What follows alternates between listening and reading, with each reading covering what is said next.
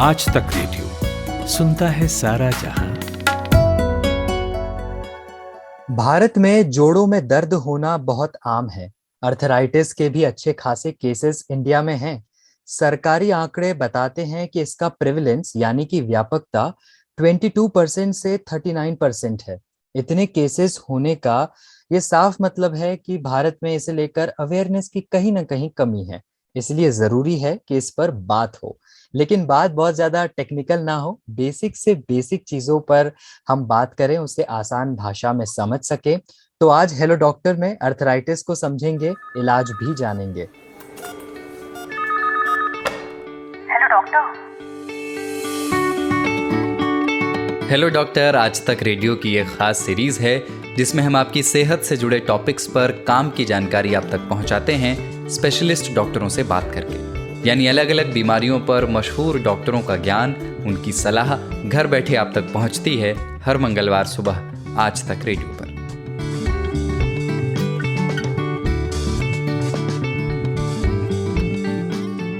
नमस्कार, मेरा नाम प्रतीक वाघमारे है। आप सुन रहे हैं हेलो डॉक्टर।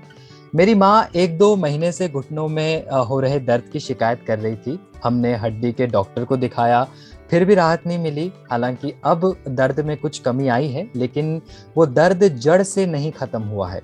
ऐसे ही मध्य प्रदेश की विनीता जोशी ने मुझसे बात की इस बारे में। सुनिए। मैं विनीता हरगोविंद जोशी देवास जिले के जिया गांव में रहती हूँ। पिछले कुछ दिनों से मेरे हाथ पैर और खासकर घुटनों में काफ़ी सूजन व अकड़न रहती है, जिससे मुझे चलने फिरने और उठने बैठने में काफ़ी समस्या व तकलीफ होती है। पिछले 1 साल से मैंने कई शहरी ग्रामीण डॉक्टरों को दिखाया, दवाइयाँ ली, झाड़ने फूकने कराई, परंतु मुझे कोई आराम नहीं मिला। तो विनीता जी ने जैसा कि बताया, सब कुछ कर लिया उन्होंने। ग्रामीण इलाके के अस्पताल गई, शहर में अस्पताल चली गई, झाड़ फूक करवा लिया, लेकिन फिर भी उन्हें अब तक राहत नहीं मिल पाई है। तो सबसे पहले हम एक्सपर्ट से इस पर सलाह तो जरूर लेंगे ही, लेकिन पहले बीमारी को समझ लेते हैं। मेरे साथ मौजूद हैं doctor Siddharth Shah, consultant knee and hip replacement surgery, S L Raheja hospital Mahim यानी मुंबई से। बहुत बहुत स्वागत है डॉक्टर साहब आपका। प्रतीक जी, आपका बहुत बहुत शुक्रिया मुझे आपके कार्यक्रम पर आमंत्रित करने के लिए। जी सर, मैंने अभी आपको इंट्रोड्यूस किया, उसमें मैंने कहा नी एंड हिप रिप्लेसमेंट सर्जरी। तो नी रिप्लेसमेंट तो मैं समझ गया, ये हिप रिप्लेसमेंट सर्जरी इसमें क्या होता है सर?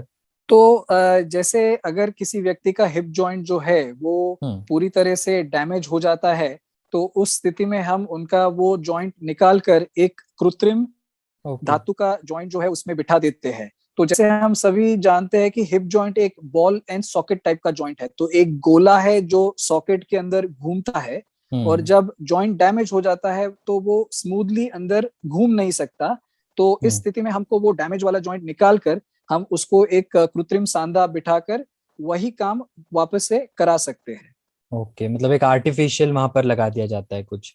जी जी, बिल्कुल। ओके ओके, तो डॉक्टर साहब अब हमारे टॉपिक पर आते हैं हम। जोड़ों का दर्द है, तो ये अर्थराइटिस जो है, जोड़ों का दर्द है, ये किन वजहों से हो रहा है? ऐसा क्या होता है घुटनों में या फिर किसी भी जॉइंट पर कि ये दर्द होने लगता है? जी जी, तो सबसे पहले हम ये जान ले कि जॉइंट होता क्या है। तो जॉइंट या जोड़, इसमें 2 हड्डियां होती है, और दोनों हड्डी के अंत में एक कार्टिलेज या गादी की परत होती है।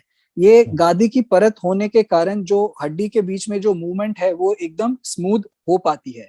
अब क्या होता है कि कई कारण के वजह से अगर ये कार्टिलेज या गादी की परत डैमेज हो जाती है तो जॉइंट बराबर से काम नहीं कर पाता और आर्थराइटिस की शुरुआत होती है। अब आर्थराइटिस जो है उसके तो 100 से भी अधिक अलग अलग प्रकार है, लेकिन जो मुख्य प्रकार है उसके बारे में मैं थोड़ा संक्षिप्त में आपको बताऊंगा। जैसे कि सबसे कॉमन है वो है ऑस्टियोआर्थराइटिस, फिर है रूमेटॉइड आर्थराइटिस, इसके अलावा होता है गाउट के कारण होने वाला आर्थराइटिस। तो जो सबसे आम प्रॉब्लम है ऑस्टियोआर्थराइटिस और रूमेटॉइड आर्थराइटिस के बारे में मैं बताता हूँ। तो ऑस्टियोआर्थराइटिस एक वेयर एंड टेयर का प्रॉब्लम है। अब व्यक्ति अपने जॉइंट का जिंदगी भर इस्तेमाल करता है। अब इस्तेमाल के दरमियान लगातार मूवमेंट के कारण वहां पे वेयर एंड टेयर होने लग जाता है। वेयर एंड टेयर के कारण जो कार्टिलेज की परत है वो घिसने लग जाती है और वो धीरे धीरे बारीक होने लगती है। जब ये परत बारीक होने लग जाती है तब आर्थराइटिस की प्रॉब्लम शुरू हो जाती है, और आखिर में ऐसा वक्त आता है कि वो परत बिल्कुल ही नहीं बचती और हड्डी को हड्डी टच हो जाती है। तो ये अच्छा। है ऑस्टियोआर्थराइटिस की प्रॉब्लम। अब हम्म। रूमेटॉइड आर्थराइटिस जो एक दूसरा कॉमन आर्थराइटिस का प्रकार है, इसमें क्या है कि ये एक ऑटो इम्यून प्रॉब्लम है। इसमें व्यक्ति की अपनी ही रोग प्रतिकारक शक्ति, जो कि आमतौर पे वायरस, बैक्टीरिया या इन्फेक्शन के साथ लड़ने में मदद करती है, वही रोग प्रतिकारक शक्ति अपने ही जॉइंट्स और ऑर्गन्स के खिलाफ रिएक्शन करके उनको ही डैमेज करती है। तो ये है रूमेटॉइड आर्थराइटिस की प्रॉब्लम। अब कोई भी जोड़ों की बीमारी है तो उसके कुछ विशेष लक्षण होते हैं। सबसे आम है जोड़ों में दर्द होना, इसके अलावा जोड़ों में सूजन आना, या फिर व्यक्ति को एक प्रकार की स्टिफनेस या अकड़न महसूस होना, या फिर अगर किसी को लंबे समय से आर्थराइटिस होता है तो उनके हाथ या पैरों का आकार जो है वो बदल जाता है। आप देखे होंगे कि कई लोगों को जिनको घुटने की आर्थराइटिस होती है तो उनके पैर जो है वो बेंड हो जाते हैं, या फिर जिनको लंबे समय से हाथ के जॉइंट में प्रॉब्लम है तो उनके हाथों का आकार बदल जाता है। उन्हें सूजन भी आ इसके जाती है, कारण आप वही कह व्यक्ति रहे हैं अपने, बेसिकली। जी जी बिल्कुल, सूजन आना, सूजन भी और आकार भी। हाँ, अच्छा। सूजन के साथ साथ जो आकार भी बदल जाता है, क्योंकि जो आर्थराइटिस के कारण जो डैमेज हो जाता है उसके कारण शेप चेंज हो जाता है। अच्छा अच्छा।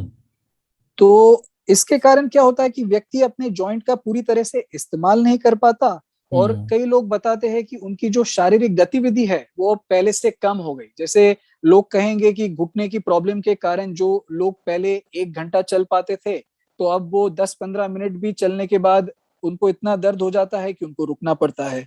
या फिर जो पहले सीढ़ियां ऊपर नीचे चढ़ लेते थे, अब वो नहीं कर पा रहे हैं जोड़ों के दर्द के कारण। तो ये कुछ उसके लक्षण हैं। ओके, नहीं ये तो लक्षण हो गए, लेकिन वो कौन सी स्टेज है जब मुझे बस तुरंत अब डॉक्टर के पास भाग जाना चाहिए और दिखाना चाहिए, वो कौन सी स्टेज आएगी? क्योंकि कई बार तो मैं भी घुटनों में दर्द महसूस करता हूँ, लेकिन 1-2 दिन में ठीक हो जाता है, कभी कभी तो शाम तक ही वो ठीक हो जाता है। लेकिन वो कौन सी स्टेज है जब मुझे भी, एक यंगस्टर या किसी को भी ये फील हो कि अब उसे डॉक्टर के पास भाई चले जाना चाहिए? तो देखिए, मेरी सलाह तो यही है कि आप कभी भी कोई भी जोड़ों के बीमारी के लक्षण को इग्नोर ना करें। जैसे आपने बताया कि अगर वो शाम को या एक दिन में ठीक हो जाता है तो ऑब्वियसली वो कोई सीरियस इश्यू मोस्टली नहीं है। नहीं था, लेकिन हाँ। अगर आपका दर्द जो है वो लगातार बना रहता है, या जोड़ों में सूजन आ जाती है, या जोड़ों के ऊपर पूरा लाल हो जाता है, या फिर आप अपना जॉइंट बराबर से बेंड नहीं कर पाते, या आपका जो फिजिकल एक्टिविटी कम हो गया है, तो ये सब संकेत है कि बात कुछ ज्यादा गंभीर है और आपको इसमें तुरंत एक डॉक्टर की सलाह ले लेनी चाहिए। ओके, तो क्या बच्चों को भी आर्थराइटिस हो सकता है? क्योंकि वो तो एक डेवलपिंग स्टेज पर है और उनकी तो जैसे बोन्स भी हैं वो मजबूत होने की स्टेज में है, तो क्या वो भी अफेक्ट हो सकते हैं इससे? तो देखिए, आपने एकदम बिल्कुल सही कहा। तो बच्चों में जो आर्थराइटिस होता है वो एक अलग टाइप का आर्थराइटिस है। बच्चों के आर्थराइटिस को हम जुवेनाइल आर्थराइटिस कहते हैं। ये जैसे 6 महीने से लेकर 16 साल की उम्र तक ये पाया जाता है, और ये भी एक ऑटो इम्यून प्रॉब्लम है। तो जैसे मैंने बताया, ऑटो इम्यून माने व्यक्ति की अपनी ही रोग प्रतिकारक शक्ति अपने ही जॉइंट्स को डैमेज करती है। तो हाँ, तो बच्चों में भी ये पाया जाता है, और इसमें भी अलग अलग प्रकार है। जैसे कुछ प्रकार में केवल जोड़ों की प्रॉब्लम होती है, और कुछ में जोड़ों के साथ साथ बॉडी के दूसरे ऑर्गन्स का भी डैमेज होता है। तो इसके कारण व्यक्ति को जो है वो स्किन पर रैश आ सकता है, बुखार आ सकता है, फिर लिम्फ ग्लैंड्स की सूजन आ सकती है। तो ये हो गए कुछ लक्षण बच्चों में आर्थराइटिस के। ओके ओके, तो डॉक्टर अभी आप पिछले 2 साल से हम देख ही रहे हैं, कोविड का पूरा माहौल बना है, तो इस बीच क्या आपने ऐसा पाया है कि इसके आर्थराइटिस के या फिर जोड़ों में दर्द के कुछ बेसिक केसेस भी हैं वो बढ़े हैं? आपने ऐसा ऑब्जर्व किया है?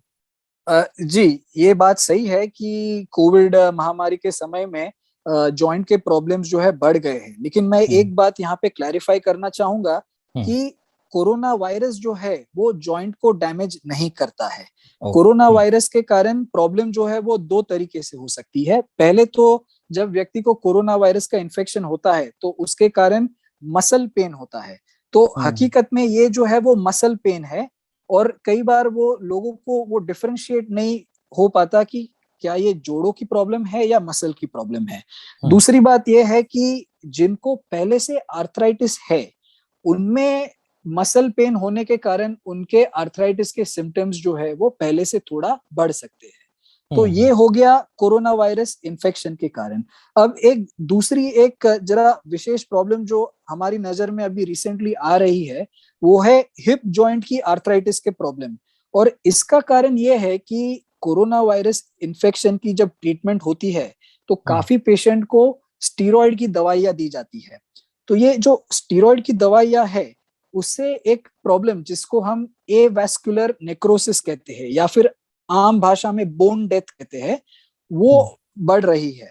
तो वो क्या होता है कि जैसे मैंने आपको पहले बताया, हिप जॉइंट एक बॉल एंड सॉकेट जॉइंट है, जिसमें एक गोला है जो कि एक सॉकेट के अंदर नॉर्मली स्मूथ तरीके से घूमता है। अब ये प्रॉब्लम एवास्कुलर नेक्रोसिस, इसमें क्या होता है कि गोले को जो खून पहुंच रहा है, वो गोले के एक हिस्से में वो खून का प्रवाह बंद हो जाता है, जिसके कारण वो हिस्सा जो है वो डैमेज हो जाता है। इसके कारण वो अपना गोल आकार खो बैठता है और वो हिस्सा फ्लैट हो जाता है, चपटा हो जाता है।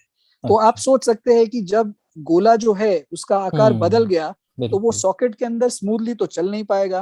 तो इसके कारण उसका कार्टिलेज खराब हो जाता है और ये आर्थराइटिस की प्रॉब्लम करता है। तो ये जो प्रॉब्लम है, ये हाल ही में, क्योंकि पेशेंट्स को, क्योंकि स्टीरॉयड का जो ट्रीटमेंट है वो बहुत ही आवश्यक है, और ये कई लोगों को कोरोना वायरस इन्फेक्शन के बाद उनकी जान बचाने में भी काम आया है। तो पर ये एक उसका साइड इफेक्ट, और ये प्रॉब्लम्स जो है वो अभी हमको देखने में मिल रहे हैं। ओके, नहीं तो एक तो ये वजह हो ही गई, लेकिन एक्सटर्नल फैक्टर्स क्या हो सकते हैं जिनकी वजह से जॉइंट में पेन आ सकता है? क्योंकि अभी तो कई लोग मैक्सिमम लोग वर्क फ्रॉम होम कर रहे हैं, दिन भर हमारा एक ही जगह बैठना हो रहा है, कोई एक्सरसाइज नहीं हो रही है, तो क्या ये भी एक कारण हो सकता है? जी बिल्कुल, ये एक इम्पोर्टेंट फैक्टर है, क्योंकि अभी जो लाइफस्टाइल, जो सेडेंटरी लाइफस्टाइल, जिसमें फिजिकल एक्टिविटी, शारीरिक गतिविधि एकदम कम हो गई है, जिसके कारण जॉइंट की फ्लेक्सिबिलिटी पर असर पड़ा है। उसके साथ साथ जो वर्क फ्रॉम होम का कल्चर है, उसमें क्या होता है कि जैसे आप कई घंटों तक या तो लैपटॉप या कंप्यूटर के सामने बैठे हैं, प्लस आपके पास जो टेबल चेयर है वो शायद अर्गोनॉमिकली साउंड नहीं हो, जो कि आपको नॉर्मली ऑफिस में मिल जाता है, पर घर में शायद वैसी सुविधा नहीं हो। इसके कारण क्या हो जाता है कि आपके जॉइंट्स के ऊपर जो है वो ज्यादा स्ट्रेन आता है, और इसके कारण जॉइंट की प्रॉब्लम्स जो बढ़ रही है। खास करके इसमें लोग जो है आमतौर पे बताता है कि गर्दन का दर्द बढ़ गया, या फिर कमर में दर्द बढ़ गया है, या फिर आजकल क्योंकि मोबाइल का उपयोग भी इतने अधिक मात्रा में हो रहा है, तो हाथ के जो जॉइंट्स है उसमें भी जो दर्द और आर्थराइटिस की प्रॉब्लम जो है वो बढ़ रही है। तो ये हो गया एक सेडेंटरी लाइफस्टाइल। इसके साथ साथ दूसरा एक फैक्टर जो है वो है कि लोगों का वजन जो है वो भी बढ़ रहा है।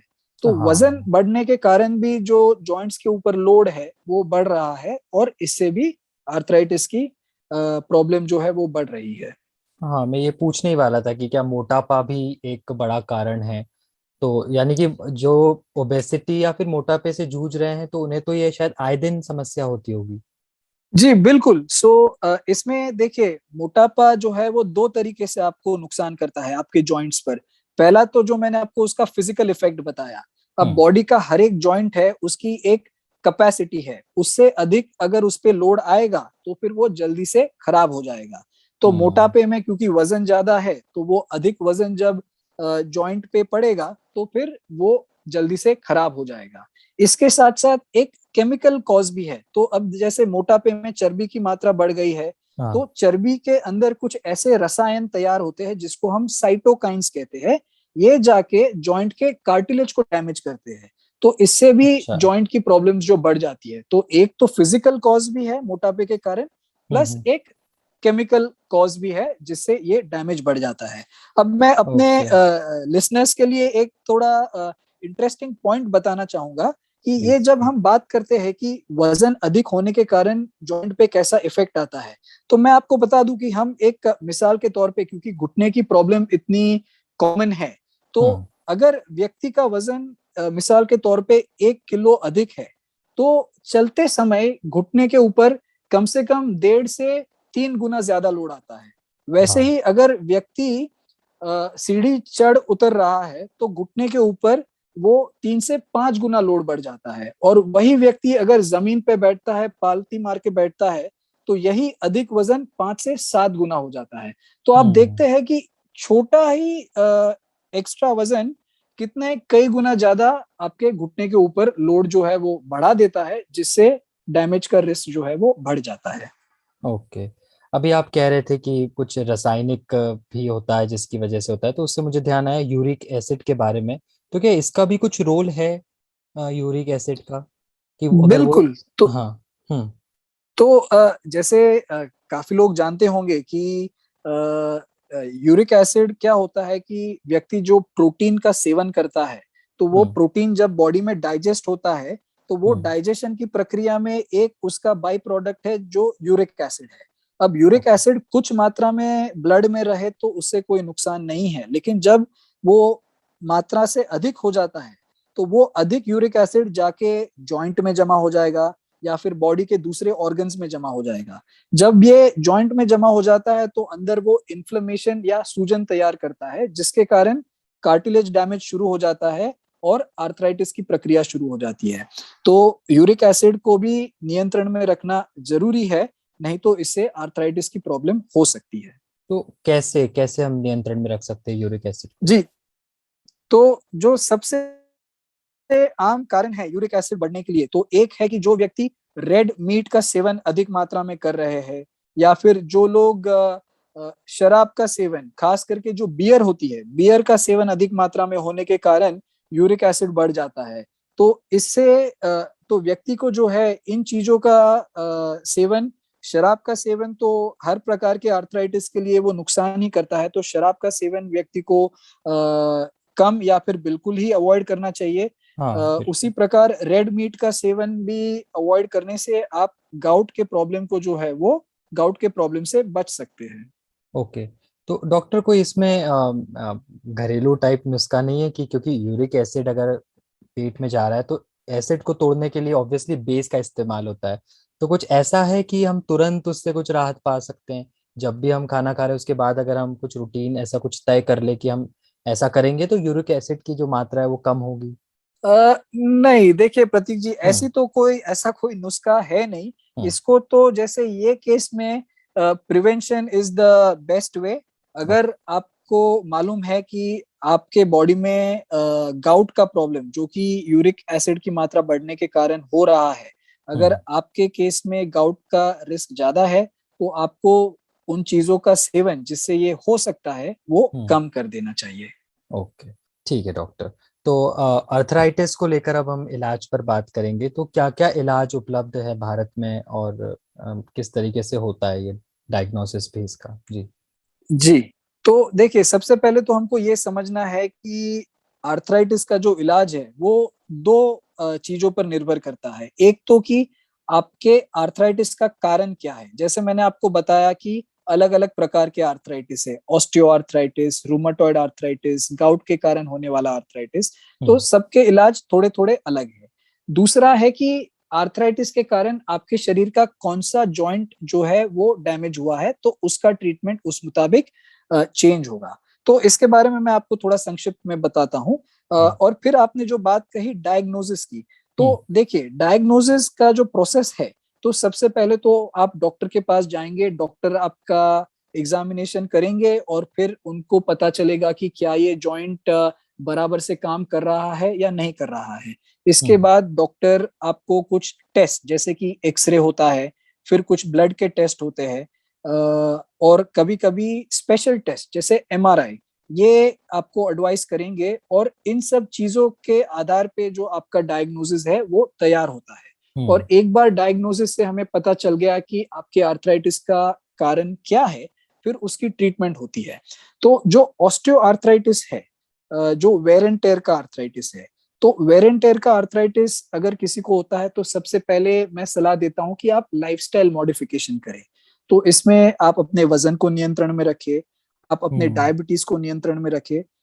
हाल ही के रिसर्च में ये पाया गया है कि जिन व्यक्ति का शुगर कंट्रोल अच्छा नहीं है उनमें घुटने की आर्थराइटिस जो है वो ज्यादा तेजी से बढ़ती जाती है। तो शुगर का नियंत्रण रखने से आपका आर्थराइटिस जो है वो कंट्रोल में रह सकता है। इसके साथ अगर आप स्मोकिंग करते हैं तो वो आप बंद कर दीजिए।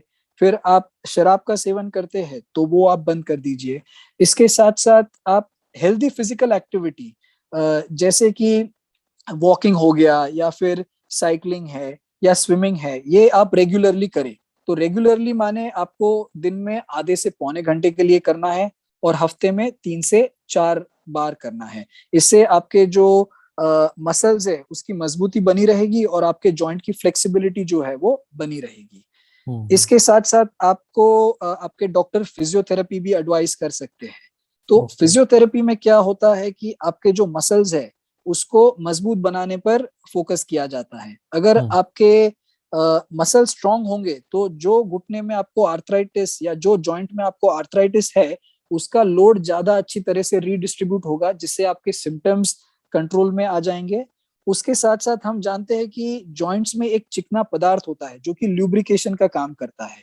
तो फिजियोथेरेपी के कारण जो ल्यूब्रिकेशन का काम भी बहुत अच्छे से हो सकता है, जिससे आपके सिम्टम्स कंट्रोल में आ जाते हैं। अब इसके बाद भी अगर आपका सिम्टम्स कंट्रोल में नहीं है तो फिर डॉक्टर आपको कुछ पेन की मेडिसिन दे सकते हैं। लेकिन यहाँ पर मैं एक बात बताना चाहूंगा कि पेन किलर्स जो है इनके साइड इफेक्ट्स होते हैं। ज्यादा लंबे समय तक सेवन करने के कारण किडनी पर डैमेज हो सकता है, पेट में अल्सर हो सकता है या फिर हार्ट अटैक का भी रिस्क बढ़ सकता है। तो मैं यही सलाह देना चाहूंगा कि कभी भी पेन किलर का अगर आप सेवन करते हैं तो हमेशा डॉक्टर की सलाह अनुसार ही करें। अब इन चीजों के बाद भी अगर समझे कि आपका आर्थराइटिस का सिम्टम्स कंट्रोल में नहीं आ रहा है तो हम कुछ इंजेक्शन दे सकते हैं जॉइंट के अंदर, जिससे आपको कुछ समय के लिए राहत मिल सकती है। और अगर इसके बाद भी सिम्टम्स में इम्प्रूवमेंट नहीं है या फिर आपका आर्थराइटिस एकदम ही एंड स्टेज में पहुंच गया है तो फिर जॉइंट रिप्लेसमेंट ही एकमात्र ऑप्शन बचता है, जिसमें हम जॉइंट के अंदर जाकर जो खराब गादी और हड्डी है वो निकाल देते हैं और एक आर्टिफिशियल कृत्रिम मेटल का जॉइंट बिठा देते हैं जो काफी हद तक आपके नेचुरल जॉइंट की तरह ही मूव करेगा, जिससे आपका दर्द चला जाएगा और आप वापस से आपकी जो रूटीन एक्टिविटीज है वो आप कर पाएंगे। और ये सक्सेसफुल ही होता है? जी। तो अभी देखिए, अभी करंटली हम कह सकते हैं कि नी रिप्लेसमेंट ऑपरेशन के जो सक्सेस रेट है वो 90 to 95% है। तो मेडिकल साइंस के मुताबिक ये बहुत ही अच्छा सक्सेस रेट है। ओके, ठीक है। तो अभी अगर अर्थराइटिस की स्टेज में कोई है तो क्या वो तब एक्सरसाइज कर सकता है? क्योंकि जॉइंट्स में पेन होने की वजह से एक्सरसाइज में तो मुश्किल आएगी, तो क्या तब एक्सरसाइज करना चाहिए? जी, एक्सरसाइज बहुत ही जरूरी है आपके मसल की स्ट्रेंथ बनाए रखने के लिए और जॉइंट की फ्लेक्सिबिलिटी बनाए रखने के लिए। आर्थराइटिस के मरीज भी एक्सरसाइज कर सकते हैं, केवल जो जॉइंट उनका आर्थराइटिस से अफेक्ट हुआ है उस मुताबिक कुछ एक्सरसाइजेस जो है वो उनको अवॉइड करनी चाहिए। तो हम मिसाल के तौर पे देखेंगे कि अगर व्यक्ति को घुटने की आर्थराइटिस है तो घुटने की आर्थराइटिस वाले पेशेंट वॉकिंग कर सकते हैं, वो साइकिलिंग कर सकते हैं, वो स्विमिंग भी कर सकते हैं। लेकिन मैं उनको ये सलाह देता हूँ कि रनिंग और जॉगिंग वाली जो एक्टिविटीज है वो आप ना करें। इसके साथ साथ जो एक्टिविटीज में आपको जैसे स्क्वाटिंग करना पड़े, जमीन पे बैठना पड़े या फिर जो लोग पालती मार के बैठते हैं, इन चीजों को आप अवॉइड करें। तो एक्सरसाइज इन समरी एक्सरसाइज जरूर कर सकते हैं, केवल कौन सा करना है और कौन सा करने से बचना है वो आपके कौन से जॉइंट का इन्वॉल्वमेंट है उस मुताबिक आपके डॉक्टर आपको स्पेसिफिकली गाइड कर पाएंगे। ओके, ये मुझे बता दीजिए डॉक्टर की डाइट में ऐसी क्या क्या चीजें ले, किन्हें शामिल करें ताकि हमारे जोड़ों में जो उसको मजबूती मिले? तो देखिए, अभी बेसिकली जॉइंट हेल्थ के लिए कोई एक ऐसी स्पेसिफिक चीज नहीं है। इसमें जरूरी है कि व्यक्ति जो है एक संतुलित आहार नियमित रूप से ले। कुछ चीजें जो डेफिनेटली अवॉइड करनी चाहिए, तो एक तो है कि आप शुगर का और नमक का अधिक मात्रा में सेवन ना करें। इसके साथ हम्म साथ आप जो प्रोसेस्ड फूड्स है, रिफाइंड कार्बोहाइड्रेट्स है या फिर हम्म तली हुई चीजें है, इन चीजों का सेवन जो है वो एकदम नियंत्रित मात्रा में करें। हम्म इसके साथ साथ जैसे मैंने आपको बताया कि कुछ चीजें जैसे रेड मीट का सेवन हो गया या फिर हम्म शराब का सेवन हो गया, इन चीजों से भी आप बचे, जिससे आपको आगे जाके आर्थराइटिस की प्रॉब्लम का जो रिस्क है वो कम हो जाएगा। ओके। एक आखिरी एक दो सवाल मैं बस छोटे छोटे लेना चाहता हूँ, खासकर उन लोगों के लिए जो लोग की एक शिफ्ट होती है एक प्रॉपर। तो मैं आपसे ये पूछना चाहूंगा कि एक तो यंगस्टर्स जो रहते हैं वो कहते हैं कि उनकी इम्यूनिटी काफी अच्छी होती है। तो क्या अगर शुरुआती उनको इस तरह के कोई जॉइंट पेन्स हो रहे हैं तो क्या शुरुआती लेवल पर वो पेन किलर ले सकते हैं? और दूसरा, मैं ये भी चाहूंगा आप इसमें ये भी जोड़कर बताएं कि जो लोग प्रॉपर एक शिफ्ट कर रहे हैं अपनी, तो जब भी वो लगातार काम कर रहे होते हैं तो वो बीच में ऐसी कौन सी एक्टिविटीज करे जिससे उनको राहत मिले? जी। जी, तो देखिए पहला जो सवाल है आपका, तो देखिए यंगस्टर्स में ज्यादातर जॉइंट पेन के जो प्रॉब्लम होते हैं हम्म उसमें पोस्चर का फैक्टर बहुत इंपॉर्टेंट होता है। यदि आपका जो काम करने के दरमियान आपका जो बॉडी का पोस्चर है, जो बॉडी की पोजीशन है, वो अगर बराबर नहीं रहेगी तो कुछ समय के बाद आपको जो है वो पेन शुरू हो जाएगा।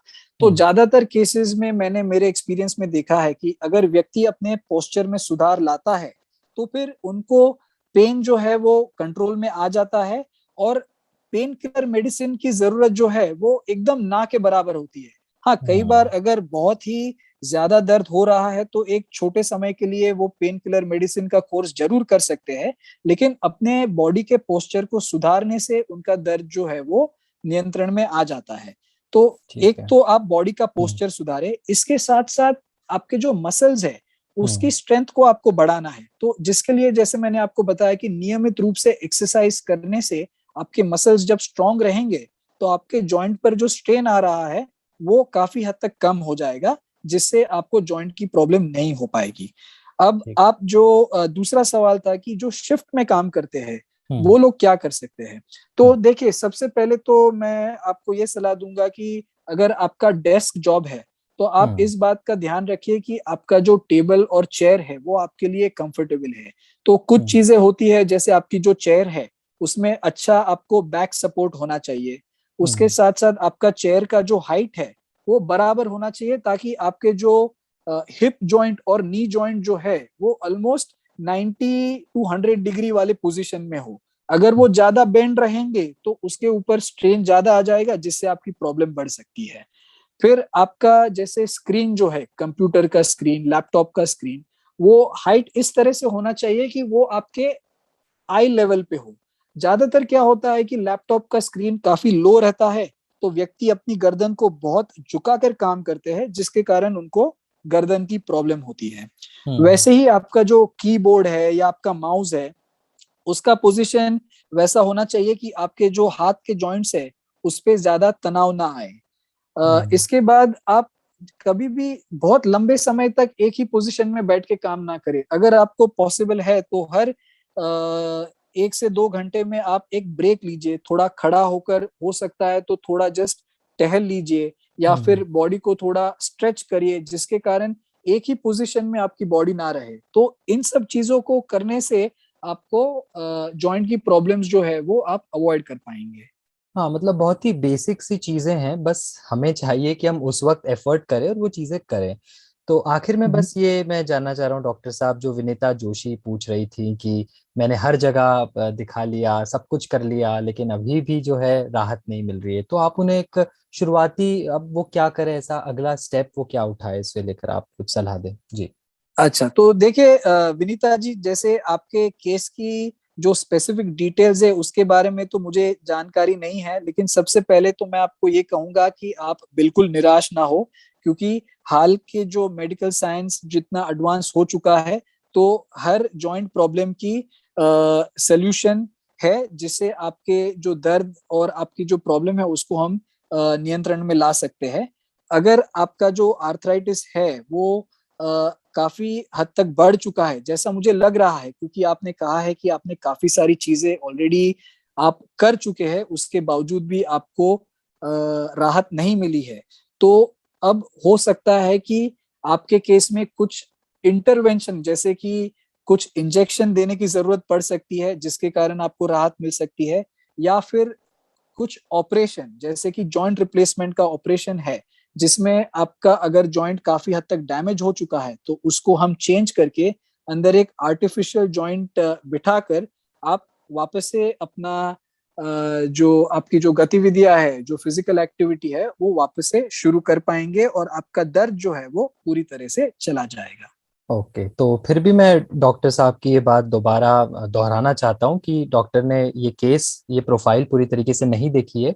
एक वो बेसिक सजेशन दे रहे हैं, तो वो डॉक्टर की निगरानी में ही ये सारी चीजें पूछें और आगे कर सकती है।